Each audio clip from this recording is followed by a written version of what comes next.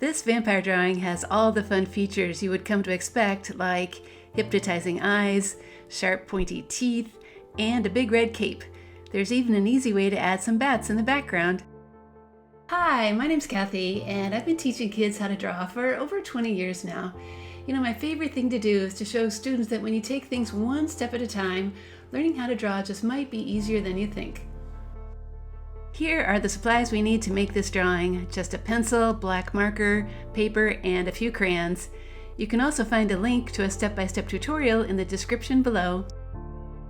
I like to make center pencil guidelines on my paper, but you could also just fold your paper in half too in both directions to make some creased lines to follow. Step number 1. Let's start with the head, which is going to go right here. I like to make marks first to show how tall and how wide this is going to be. And then I go back and slowly connect those marks with nice round curves. Try to make one side look the same as the other. Step number 2. Now come the features inside the vampire's head, like the eyes, brows, and mouth. Start with 2 small circles for the eyes.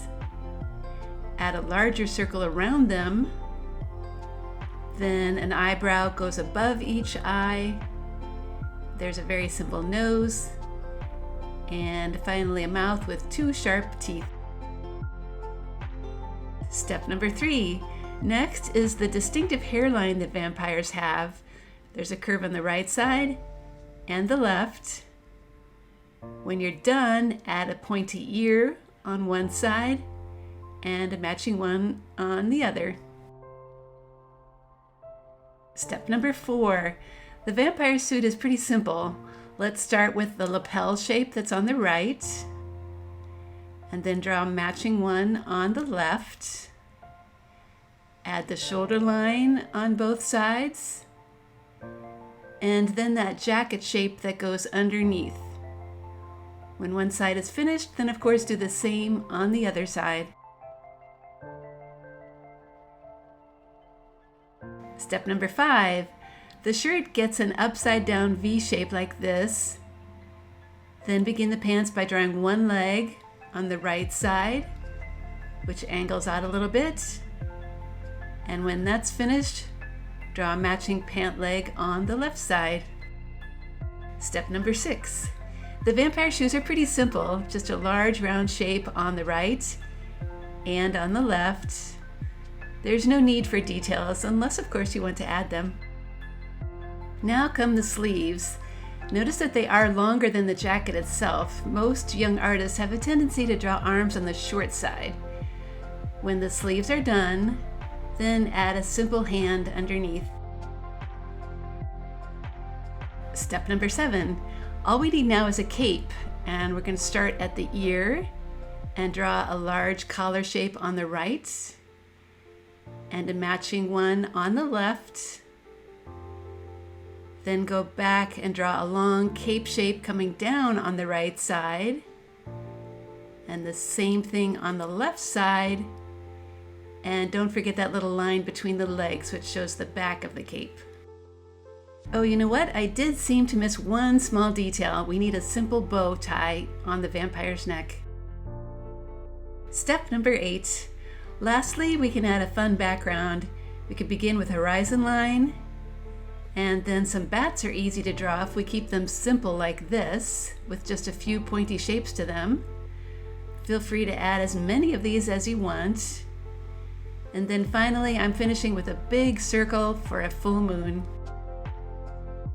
Step number 9. Okay, this drawing is all done, so it's time to trace all of those pencil lines with a good black marker so we can see them really well. When that tracing is done, I recommend taking a minute or two to erase any extra pencil lines that are still showing. Okay, now we can get out our crayons and start to color. I'm going to make a gray suit so that you can see that lapel a little better, but feel free to use whatever color you want. The vampire's cape is going to be a bright red, as well as the color of his eyes too. His hair is getting filled in with a black crayon, and some dark brown for his shoes. Now when it comes to coloring his skin, I'm going to use a light blue just to make him look a little extra spooky. I'm going to make that background a grassy green on the bottom. And I need a dark black for those bats.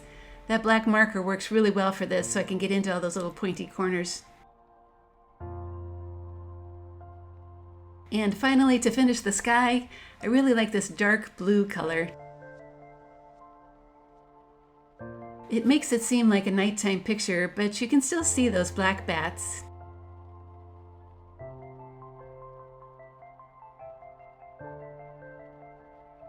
Okay then, wasn't that vampire pretty easy to draw? I think it helps that his shapes are so symmetrical, which means that everything that is on one side, like the right side, is also the same on the left. At Art Projects for Kids, you'll find many more scary drawing lessons, including how to draw Frankenstein and a haunted house. Over the years, my website has helped millions of kids learn how to draw. Thanks for joining me today, and if you're watching this on YouTube, always remember to like and subscribe to my channel so you can get notified as soon as I post a new video.